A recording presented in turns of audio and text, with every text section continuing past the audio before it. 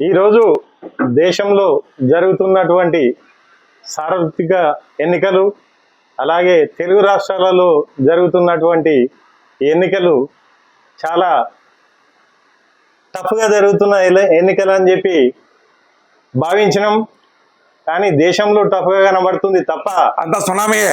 ఆంధ్రప్రదేశ్లో మాత్రం ఆంధ్రప్రదేశ్ అంత సునామీ, కూటమి సునామీ విజృంభించి ఒక సునామీ లాగా వైఎస్ఆర్ పార్టీని కప్పేసి తుడిచిపెట్టిపోతుంది పార్టీ. వైఎస్ఆర్ పార్టీ పెట్టేసింది కాబట్టి పారేసింది. ఇప్పుడు 23 సీట్ల దగ్గర 23 అని అప్పట్లో మనం అసెంబ్లీలో చాలా చేసింది.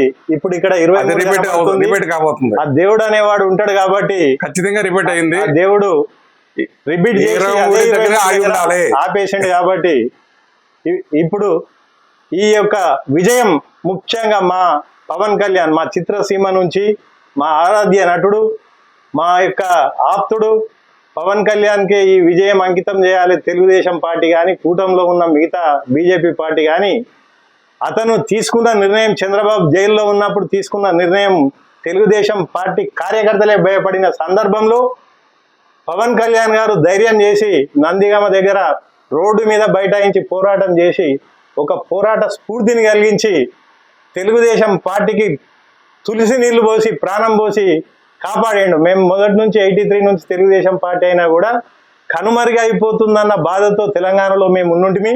అలాంటిది పవన్ కళ్యాణ్ గారు ప్రాణం పోసిన మిత్రుడు పవన్ కళ్యాణ్. ఈ విజయం పవన్ కళ్యాణ్కు మాత్రం అంకితం అని చెప్పి నేను ఘంటాపథంగా చెప్పగలను.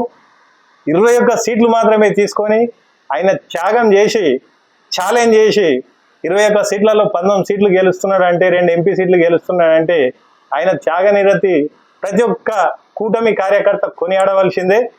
అలాగే రాయలసీమలో నాది రాయలసీమ అని విర్రవీగే జగన్కి రాయలసీమ ప్రజలు బుద్ధి చెప్పి వాళ్ళు పూర్తి మెజార్టీ కూటమికి గట్టిపెట్టారు. అదేవిధంగా ఈస్ట్ వెస్ట్ విశాఖ, విజయనగరం, శ్రీకాకుళం, కృష్ణా, గుంటూరు మొత్తం అంతా సునామీలాగా ఒక ఓట్ల ఉప్పెన మహిళలు, యువకులు,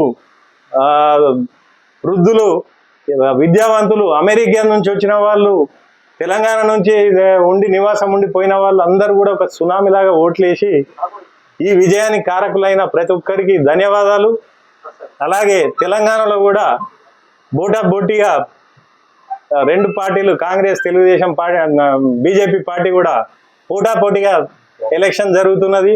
ఇక్కడ కూడా మా రేవంత్ రెడ్డి నాయకత్వంలో విజయం కాంగ్రెస్ పార్టీది ఉంటుంది. రేపు 5వ తారీఖు జరగబోయే ఎలక్షన్లలో మా తీన్మార్ మల్లన్న పూర్తి విజయాన్ని అందుకోవాలని ఆ దేవుణ్ణి ప్రార్థిస్తూ మీ అందరితో సెలవు తీసుకుంటాం.